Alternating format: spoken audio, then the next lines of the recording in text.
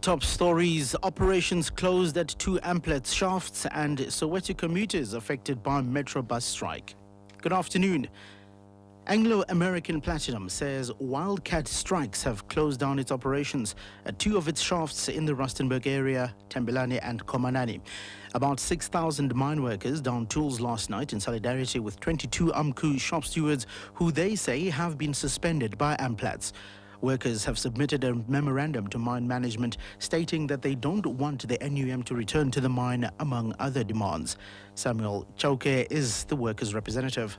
We met the management, then they taken our memorandum. They finally said to us they will give us a response. They are going to meet our union's head office, AMCO. We don't know. As long as they give us what we are looking for, we're going to back to work. Metro bus commuters in Soweto are the worst affected by the bus driver strike, which started today. Thousands of commuters have been left stranded in the township as bus drivers downed tools this morning over labour issues. These include an alleged violation by management of a collective agreement and the alleged changing of shifts. SAMU says it also wants a forensic investigation into alleged corruption at Metro Bus. Commuters say this is unfair to them. I've actually loaded my tag for the month, so we weren't made aware of it, so I don't know what I'm going to do, yeah. No, we want to work, so I don't know what's going on. I've been waiting for like 15 minutes. When you close, because I'm like a student, right? So currently we closed, but I have to go to school because we have projects and whatnot, so it is impacting us in a terrible way, you know. Thanks, man. No problem.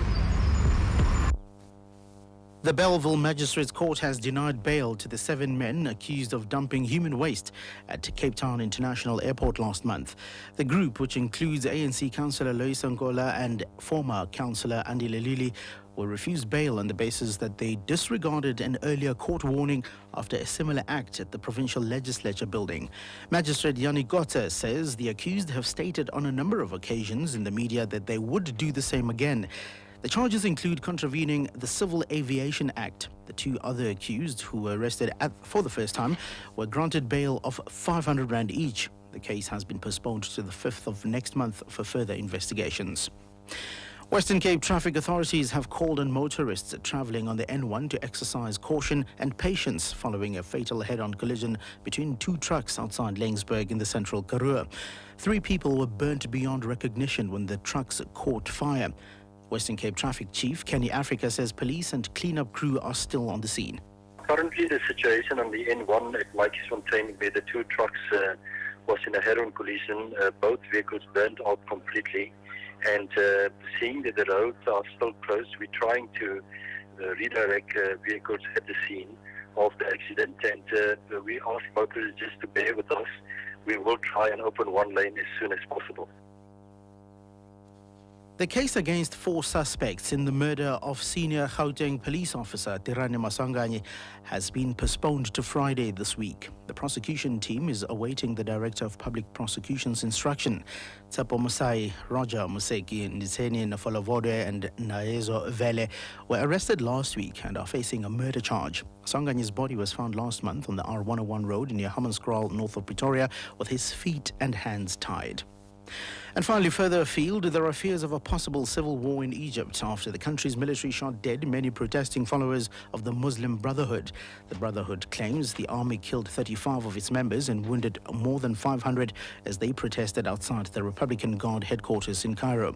This is where ousted President Mohamed Morsi is apparently being held. Mel Freikberg reports. As the security situation in Egypt deteriorates and the violence escalates, the political coalition between liberal secular forces and Islamists has ruptured with the Salafist Al-Noor party, which backed Morsi's ouster, calling the incident a massacre and announcing it will not take part in any political negotiations.